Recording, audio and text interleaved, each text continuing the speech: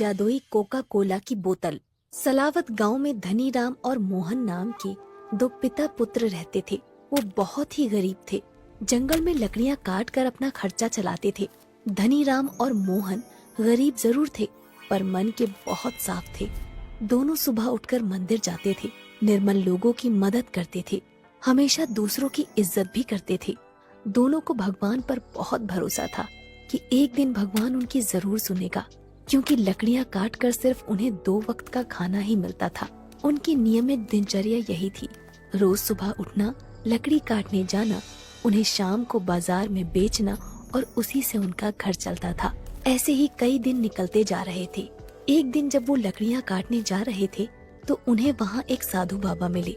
धनीराम और मोहन ने साधु बाबा को प्रणाम किया। पलटने वाली है, जल्द ही किस्मत पलटने वाली है। क्या कहा बाबा जी? किसकी किस्मत पलटने वाली है? तुम्हारी किस्मत पलटने वाली है धनीराम। मैं चेहरा पढ़ सकता हूँ, किस्मत बता सकता हूँ। कहा बाबा जी? मैं तो गरीब हूँ और गरीब ही मर जाऊंगा। मेरी किस्मत में धन कहाँ? मेरी जिंदगी तो लकड़ियाँ काटने में ही गुजर जाएगी। तुम फिक्र मत करो धनीराम, ईश्वर तुम्हारी जल्द ही सुनेगा। देखना, एक दिन यही लकड़ियाँ तुम्हारा भाग्य खोल देंगी। बस इस बात का ध्यान रखना, जो भी तुम्हें मिले उसमें संतुष्ट रहना, ज्यादा की लालसा मत करना। जी बाबा जी। धनीराम और मोहन बाबा जी के सामने हाथ जोड़कर आगे निकल जाते हैं। तभी एक दिन मोहन जंगल में लकड़ियां काट रहा था और लकड़ियां काटते वक्त उसे 3 कोका कोला की बोतल मिली। उसने तुरंत धनीराम से कहा, पिताजी, पिताजी देखिए मुझे क्या मिला।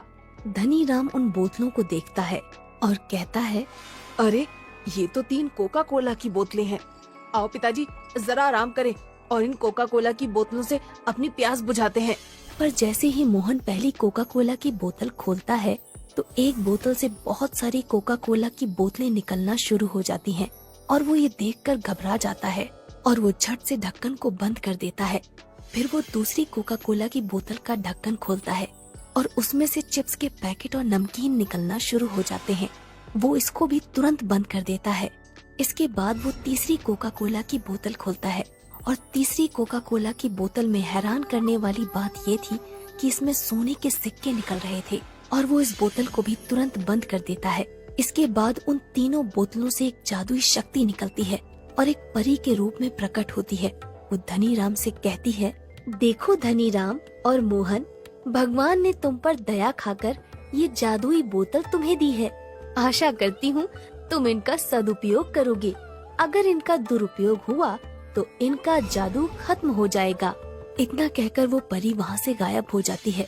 धनीराम के मन में एक विचार आता है कि क्यों न इन तीनों बोतलों की बदौलत वो खुद की एक दुकान खोल ले, ताकि उसको और उसके बेटे को लकड़ियाँ काट कर गुजारा न करना पड़े। वो भगवान को शुक्रिया कहता है और रातों रात बहुत सारी कोका कोला की बोतलें और बहुत सारे चिप्स के पैकेट बना लेता है। उसकी रातों रात दुकान देखकर गांव वाले आश्चर्य में पड़ जाते हैं कि धनीराम एक दिन में इतना धनी कैसे हो गया। कल तक जो धनीराम लकड़ियां बेचकर गुजारा कर रहा था, वो रातों रात इतना अमीर कैसे हो गया। सब लोग जानना चाहते थे कि धनीराम के हाथों ऐसा क्या जादू लग गया है। आसपास के गांव में उसके नाम की चर्चा होने लगी। उसकी दुकान भी अब अच्छी खासी चलने लगी थी।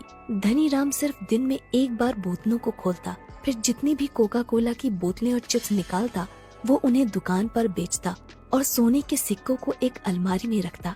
पर उसका बेटा मोहन चाहता था, जब हमारे पास जादू की बोतलें हैं तो क्यों ना हम जल्दी ही अमीर बन जाएं। हमने अपनी आधी जिंदगी लकड़ियाँ काटी है, तो क्या अभी आधी जिंदगी ये बोतलें बेचने में गुजार देंगे क्या? क्यों ना हम बहुत सारी कोका कोला की बोतल बनाएं और बहुत ज्यादा नमकीन बनाएं और ज्यादा से ज्यादा सोने के सिक्के बनाएं। ये बात उसने अपने पिता धनीराम से कही। पिताजी, क्यों ना हम उन बोतलों का सही उपयोग करें। बेटा मोहन, लालच करना बुरी बला है, इससे हमेशा दूर रहना चाहिए। जितना मिल रहा है उतना ही खूब है। आखिर हमारे पास पहले था ही क्या। इन जादुई बोतलों ने तो हमारी जिंदगी ही संवार दी है। भगवान का लाख लाख शुक्र है जो उसने हम पर ऐसी कृपा करी।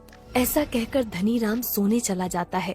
पर मोहन को ये बात कहाँ समझ आने वाली थी और वो मन ही मन सोचने लगता है, पिताजी भी ना बस ज्ञान ही ज्ञान बांटते रहते हैं। ऐसा सोचकर वो भी सोने चला जाता है। एक दिन धनीराम कहता है, बेटा मोहन, मैं पास वाले गांव जा रहा हूँ। तुम आज दुकान का काम संभाल लेना और जादुई कोका कोला की बोतलों से सामान बना लेना। मैं शाम तक घर लौटूंगा। मोहन तो इसी दिन की फिराक में था कि कब उसके पिताजी धनीराम बाहर जाएं और वो मौके का फायदा उठा ले। धनीराम दूसरे गांव चला गया। मोहन ने दरवाजा बंद कर लिया और बोतलें खोलने चला गया। उसने तीनों बोतलों को एक एक करके खोला और सामान बना लिया और तीसरी बोतल से सोने के सिक्के। इसके बाद उसने तीसरी बार उन बोतलों को खोला और इस बार भी उसने सामान और सोने के सिक्के बना लिए। मोहन ये सब देखकर बहुत खुश हुआ और मन ही मन कहने लगा, पिताजी खामखा परेशान हो रहे थे। मैंने कितने सारे सोने के सिक्के और कितना सारा सामान बना लिया है, वो भी एक दिन में। अरे ऐसे ही तो अमीर बना जाता है, पिताजी भी ना। मोहन का लालच बढ़ता जा रहा था और वो चौथी बार उन बोतलों को खोलता है, पर इस बार उन बोतलों से कुछ भी नहीं निकला और जो उनमें से कोका कोला की बोतलें और चिप्स निकलते थे और साथ ही साथ सोने के सिक्के जो निकला करते थे वो भी अब गायब हो चुके थे। अरे बाप रे, ये क्या हो रहा है? ये कैसे हो गया? मेरा सारा सामान कहाँ चला गया? मेरे सोने के सिक्के वापस कहाँ चले गए? हे भगवान, ये क्या हो गया? अब हम क्या करेंगे? ऐसा कहकर मोहन रोने लगता है। इतने में धनीराम वापस आ जाता है और उसको सारा वाकया पता चल जाता है। धनीराम और मोहन दोनों माथा पकड़कर बैठ जाते हैं और रोने लगते हैं। धनीराम मोहन से कहता है, मोहन, मैं कहता था ना लालच बुरी बला है, पर तुमको तो ये बात कहाँ समझ में आने वाली थी। अब देख लिया इसका परिणाम। अब कल से वापस मजदूरी करने चलना। इसीलिए बड़े बुजुर्ग कह गए हैं कि लालच का फल हमेशा बुरा होता है। दोनों वापस अगले दिन से लकड़ियां काटना शुरू कर देते हैं और इस तरह से लालच उन दोनों को जहां से उन्होंने शुरू किया था वहीं पर लाकर वापस खड़ा कर देता है।